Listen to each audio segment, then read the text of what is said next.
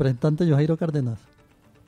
Y buenos días, Aldemar, y saludos cariñosos a Freddy y a toda la gente que esta mañana nos escucha.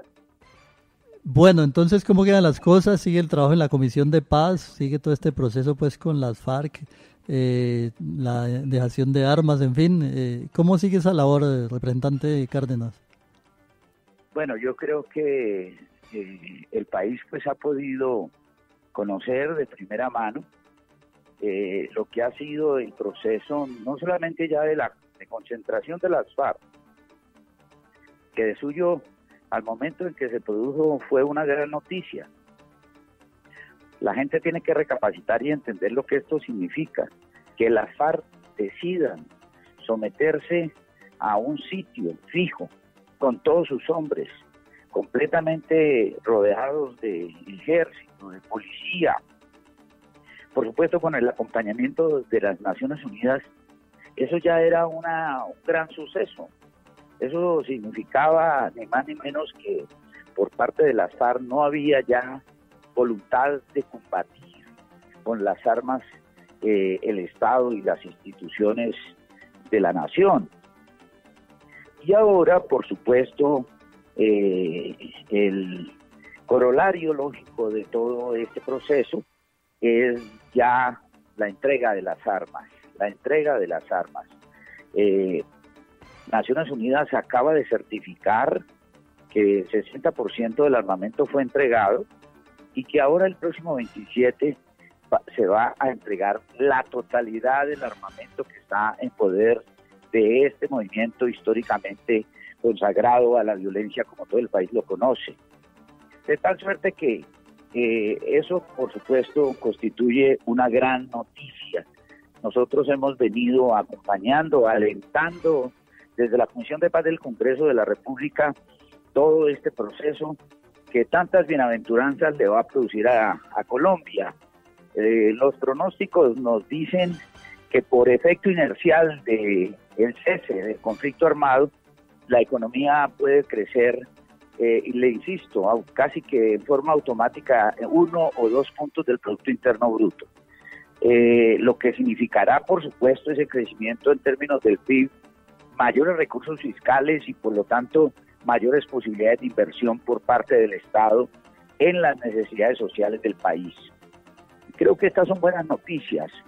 Por supuesto, los escépticos, los enemigos han tratado de empañar este gran acontecimiento diciendo que como no les entregaron las armas de manera pública, entonces las armas no las entregaron, y ahí tenemos pues a los amigos, digámoslo así, de la violencia y los que persisten tercamente en mantener este país en sangre, en que las FARC están haciendo conejo. Le digo con toda la sinceridad, nosotros creemos en la seriedad de Naciones Unidas. Nosotros creemos que Naciones Unidas no está engañando al pueblo colombiano diciéndole una cosa cuando en los hechos eso no se está produciendo. Es un escupitajo a Naciones Unidas y a su credibilidad insistir en que este proceso es un proceso tramposo. Los colombianos deben tener la certeza de que nos encaminamos, por supuesto, a un escenario de reconciliación y de paz. Persiste naturalmente el problema con el Ejército de Liberación Nacional. Esta guerrilla obcecada, terca, obtusa, profundamente obtusa, persiste, por ejemplo, en el camino del secuestro. Qué lamentable que esto se produzca. Le quiero decir que nosotros, si bien alentamos y apoyamos las conversaciones con el Ejército de Liberación Nacional, condenamos y repudiamos el secuestro y exhortamos al Ejército de Liberación Nacional a que dé un gesto de paz, que tenga un compromiso concreto con la paz.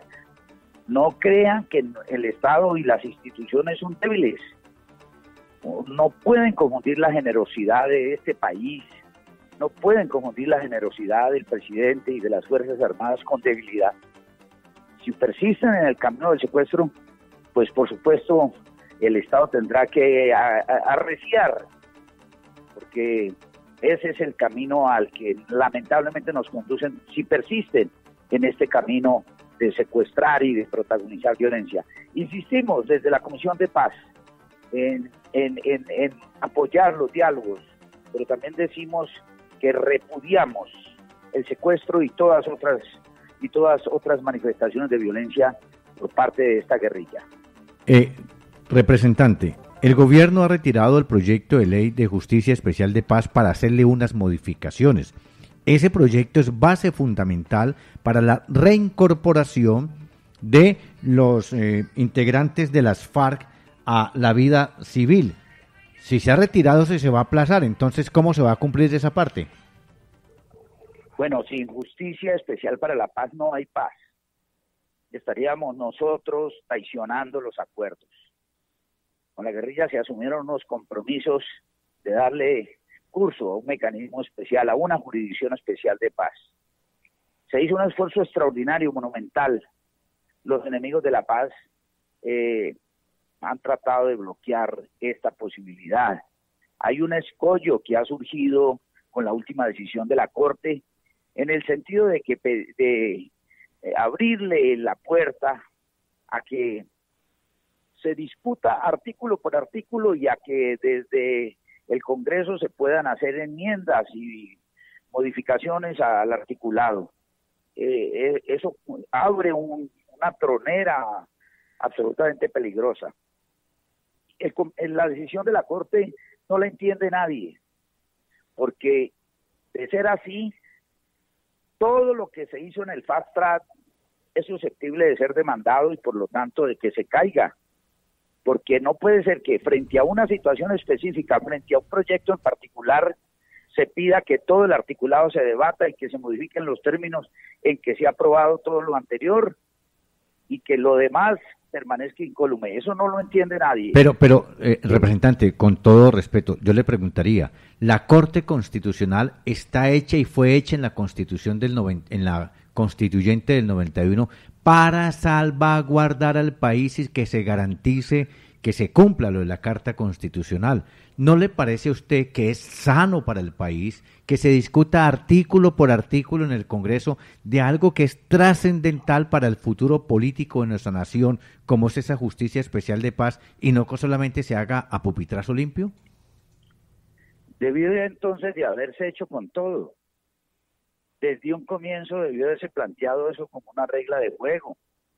Desde un comienzo la Corte debió haber dicho, no vamos a aceptar en síntesis el procedimiento definido en el Fast Track. Pero no puede ser que de manera tardía y cuando solamente resta de todo el proceso de Fast Track 2 proyectos de ley, la Corte reaccione. Es que eso ya no lo entiende nadie. Pero en segundo lugar, permítame una consideración. Le voy a mencionar muchos casos, pero en particular este. El Congreso, por ejemplo, no tiene iniciativa en materia de gasto. Eso es una cosa definida. El Congreso no solamente no tiene iniciativa en materia de gasto, sino que muchas veces leyes importantes que se tramitan deben contar con el aval del gobierno. Siempre ha habido cortapisas de esta naturaleza. En segundo lugar, cuando el gobierno mete un proyecto de ley y lo mete como un proyecto de ley de emergencia, le mete la emergencia, pues ¿qué es lo que se hace? Se reduce, se abrevian los tiempos. Las comisiones funcionan de manera unificada, es decir, los mecanismos de trámite rápido de leyes ya están consagrados en el ordenamiento constitucional colombiano. Los mecanismos mediante los cuales muchas veces el Ejecutivo se preserva el monopolio para la expedición de determinadas iniciativas son consagradas también en el orden constitucional. Así las cosas, lo que desde un comienzo se dijo fue lo siguiente: el Fast Track responde a una situación de excepción. ¿Por qué se responde a una situación de excepción? Por una consideración elemental. Nosotros a la FARC le estábamos pidiendo que se concentraran y que en 6 meses tenían que haber hecho dejación de las armas. Y por contrapartida ellos dijeron, y en 6 meses ustedes tienen que haber incorporado los acuerdos al orden constitucional y legal. O sea, eso hacía parte de la arquitectura misma de la negociación. No puede ser que nosotros le digamos ahora a las FARC, señores, ustedes tienen que desmovilizarse en 6 meses, pero nosotros sí nos vamos a tomar todo el tiempo del mundo para tramitar la implementación de los acuerdos. Eso no era creíble, sobre esa base nunca hubiera podido realizarse una negociación. Lo que se acordó allí fue, en consecuencia, una vía expedita, abreviada para tramitar un conjunto de iniciativas que iban a permitir incorporar los acuerdos al ordenamiento constitucional y legal. Y fueron los 6 meses que se acordaron para que ellos se desmovilizaran, los 6 meses que se acordó para la implementación de los acuerdos. Esto es absolutamente clarísimo para todo el país y por eso resulta incomprensible la decisión de última hora de la Corte Constitucional. Pero ¿no resulta más incomprensible que el gobierno lo retire para modificarlo? Algo había del trasfondo allí que el gobierno a última hora decida retirarlo para modificarlo. Yo entiendo yo que ellos van a hacer una especie de recusación al magistrado, porque el magistrado, dicho sea de paso, se posesionó y a los 2 días estaba votando. ¿A qué horas estudió un tema tan complejo y tan enjundioso?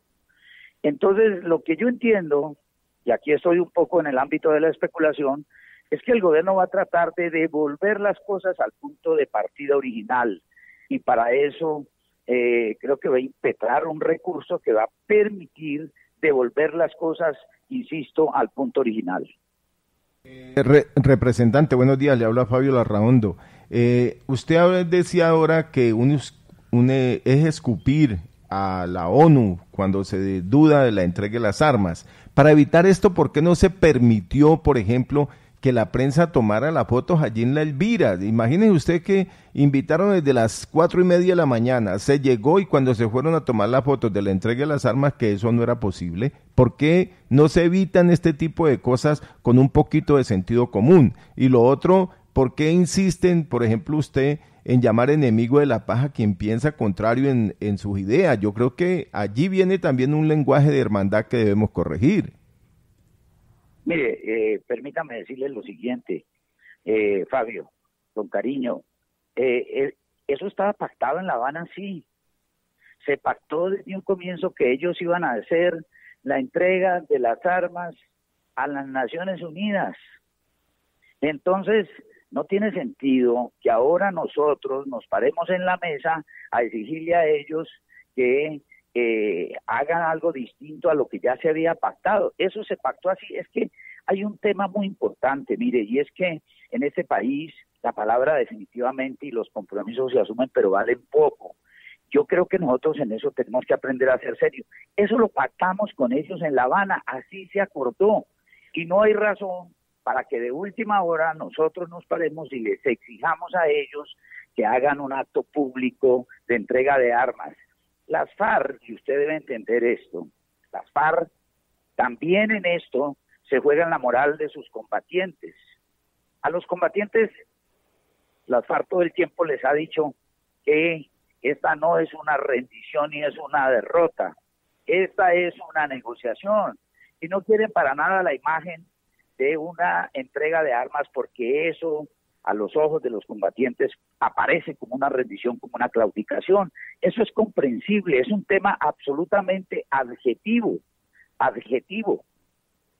Por eso el país tenía simplemente que haber asumido la perspectiva de que eso estaba pactado y también, por supuesto, haber confiado enteramente en la seriedad de Naciones Unidas en lo que tiene que ver con el proceso.